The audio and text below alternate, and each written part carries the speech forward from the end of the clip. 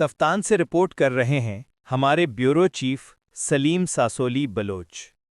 पाक ईरान के सरहदी शहर तफ्तान में खसरा व रुबेला से बचाव की वैक्सीन का अमल जारी है, जहां सुपरवाइज़र मोहम्मद रमज़ान स्मालानी की सरबराही में तहसील तफ्तान में 3 टीमें तश्कील दी गई हैं।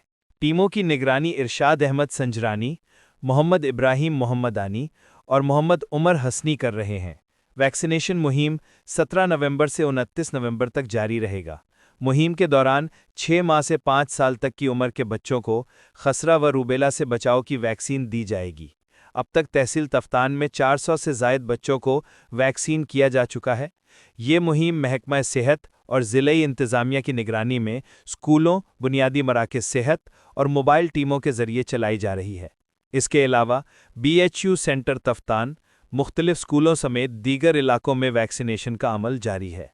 तहसील तफ्तान के मुख्तलिफ इलाकों सींद्रक, कचाव, विशाब, तालाब में तकरीबन 1560 बच्चों को मुहिम के दौरान वैक्सीन किया जाएगा।